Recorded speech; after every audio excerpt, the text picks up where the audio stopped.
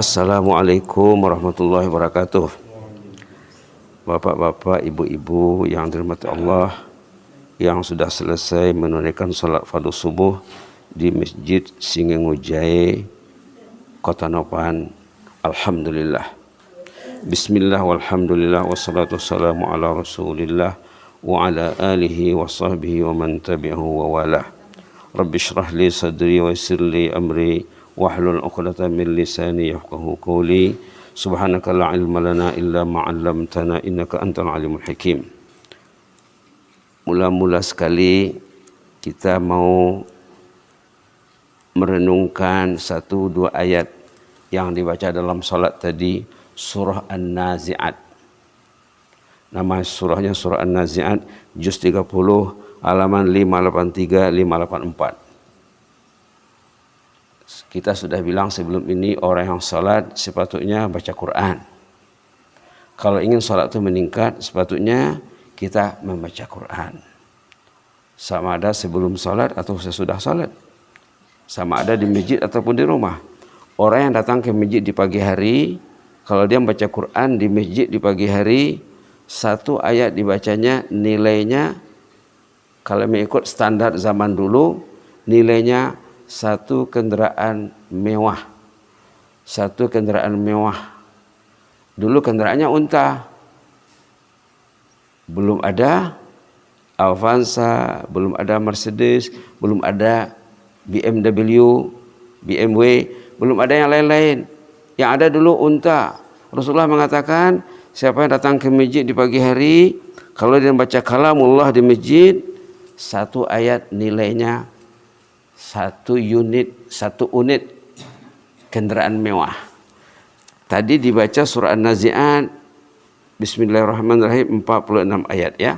Kita lihat apa konten, apa isi surah An-Nazi'at ini.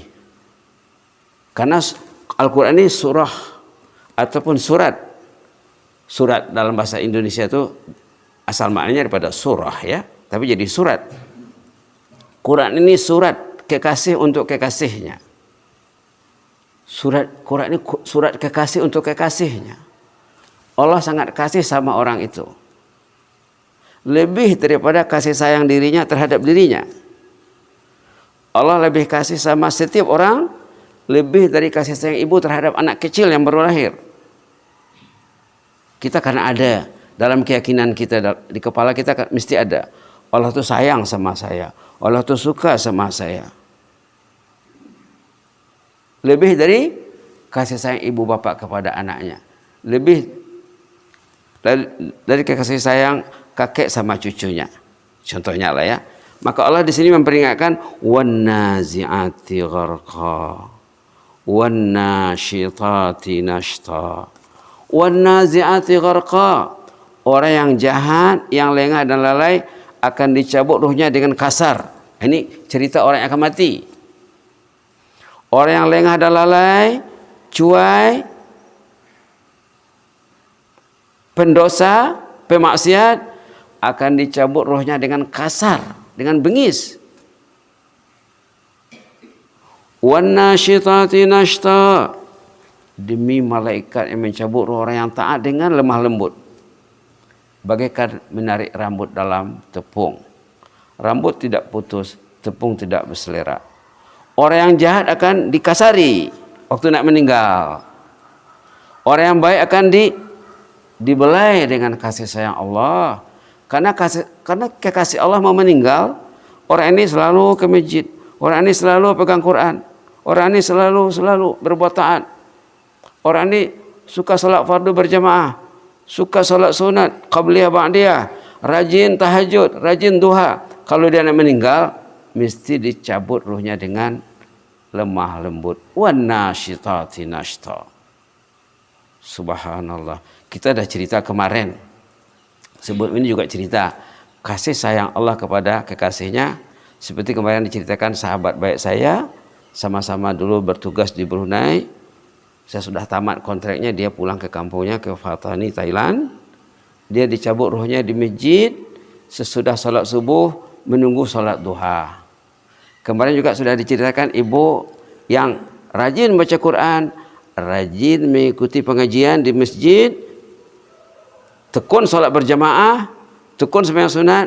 Kita sudah ceritakan kemarin ibu yang di Batu Sangkar tuh, dia dicabut ruhnya waktu berwirid selepas salat, waktu jemaah berwirid la ilaha illallah, la ilaha illallah, la ilaha illallah. Di situ dicabut ruhnya. Subhanallah. Ada juga cerita jemaah zaman dulu. Ini jemaah muslimah ya. Jemaah muslimah dicabut ruhnya waktu membaca Al-Quran. Dia doanya kepada Allah, amale pengiduan ni muslimahon tunasadai. Permintaannya apa? Ya Allah, saya ingin meninggal waktu puasa. Mintanya apa? Ya Allah, saya ingin dicabut ruhku semasa aku berpuasa sunat. Kita mesti minta seperti itu. Kita mesti minta kepada Allah. Ya Allah, saya ingin meninggal. Di hari saya meninggal, saya masih datang ke rumahmu ya Allah. Itu cantik sekali.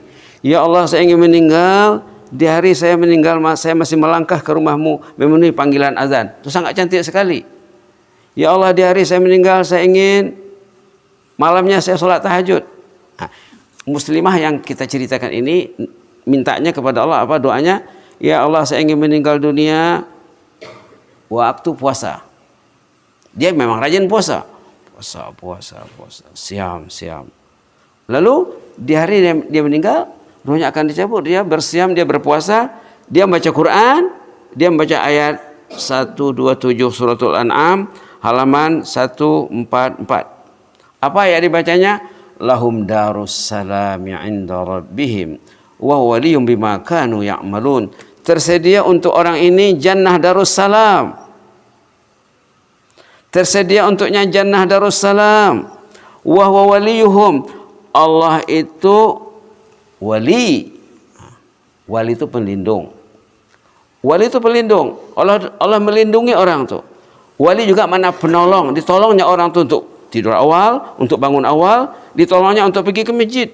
Ini kalau tidak kena pertolongan Allah, kita mungkin masih barangkali lah ya. Orang yang tidak ditolong Allah susah mau bangun, susah mau melangkah ke masjid. Nah, di sini ayat ini mengatakan lahum darussalam 'inda rabbihim. Tersedia untuknya jannah darussalam. Dijamin Allah 'inda rabbihim, pada sisi Ar-Rabb. Wa huwa waliyuhum. Allah ini penolong, pembantu. Allah itu menolong kita. Yang kita minta dalam salat, iyyaka na'budu wa iyyaka nasta'in. Engkau lah yang kami ibadahi ya Allah, tolonglah kami ini. Itu yang kita minta. Wa huwa waliyuhum. Allah itu sebagai wali bima kanu ya'malun, berkat usahanya yang kerja keras. Dia puasa sunnah, dia baca Quran, dicabut ruhnya di waktu tilawatul Quran. Apa maknanya? Kalau kita berdoa kepada Allah, ya Allah, saya ingin meninggal dunia, di hari saya meninggal, saya masih membaca Quran 1 juz ya Allah. Contohnya lah. Apa maknanya? Dia tidak perlu diantar ke rumah sakit. Dia meninggal di rumahnya, dia meninggal di atas sejadah. Kita mesti minta, kita mesti doa. Tak cukup ya Allah ampunlah dosaku, Rabbana ighfir lana wa li abaina. Tidak cukup. Kita kena minta permintaan yang spesifik, yang jelas. Oh, subhanallah. Itulah di sini ya. Wan nazi'ati gharqa.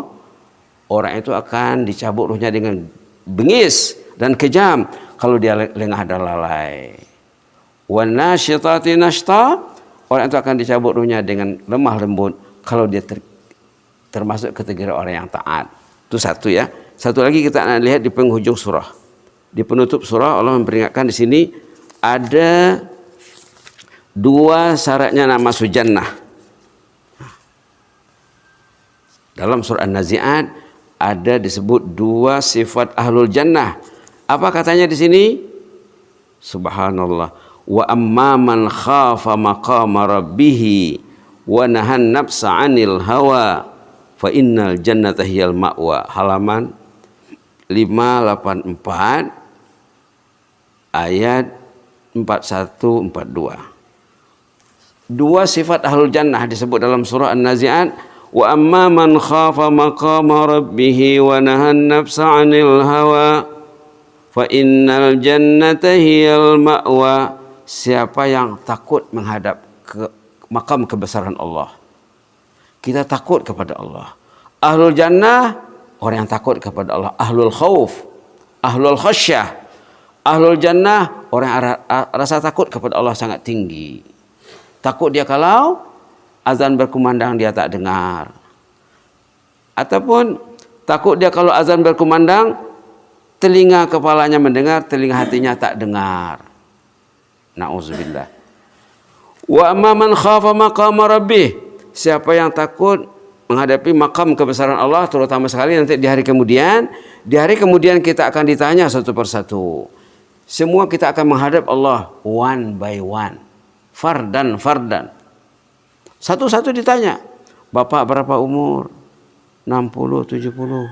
Bikin apa selama 60, 70? Itu akan ditanya. Ibu berapa umur? Subhanallah. Akan ditanya.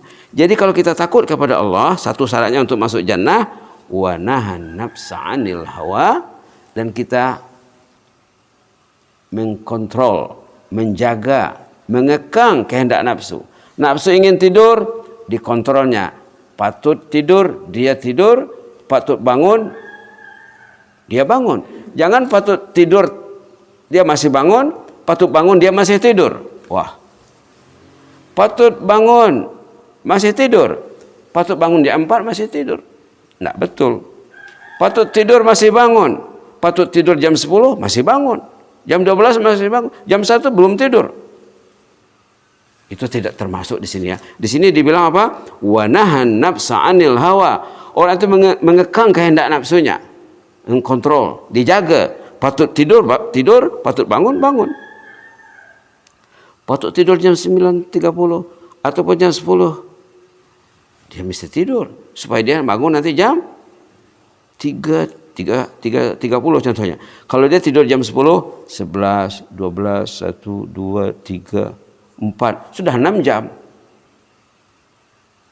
Waktu saya di mana ya? Oh, di Batu Sangkarta sekira subuh minggu lalu. Saya tanya jemaah, berapa jam tidur satu malam? Ada yang bilang 8 jam. Oh, 8 jam. Iya. 8 jam itu sepertiga dari 24. Satu hari satu malam kan 24 jam. 8 jam 1/3. Jadi kalau usianya 60 tahun, kalau dia tidur 8 jam satu malam, contohnya, berarti sepertiga usianya untuk tidur. Kalau umurnya 60, berarti 20 tahun tidur. Subhanallah. Kalau dia tidur 6 jam, berarti 1/4 ya. Kalau umurnya 60 tahun, kalau tidurnya 6 jam satu malam contohnya, 1/4 daripada 24, berarti kalau usia yang 60, tidurnya 6 jam satu malam, berarti tidurnya berapa tahun? Berapa? 15 tahun. Nah, sana yang dulu menjawab. 15 tahun tidur. Coba pikirkan.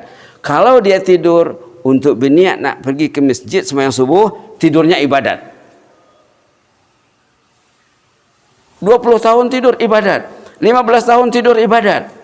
Tapi kalau tidurnya tidak ada niat nak bangun awal, tidurnya adat namanya. Adat itu artinya tidak ada nilai.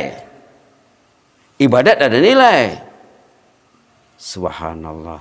Itu maksudnya di sini ya. Wa nahan nafsa 'anil hawa, ayat 40, kita mesti mengekang kehendak nafsu. Patut tidur, tidur, patut bangun jangan tidur. Mudah-mudahan bermanfaat lah ya.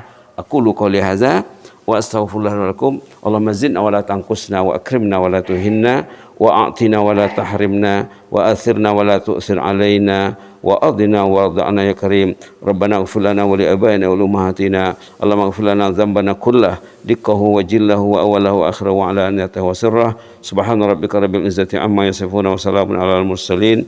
Alhamdulillahi rabbil alamin. Jazakumullahu khairan, barakallahu fikum. Inni uhibbukum fillah. Wassalamualaikum warahmatullahi wabarakatuh.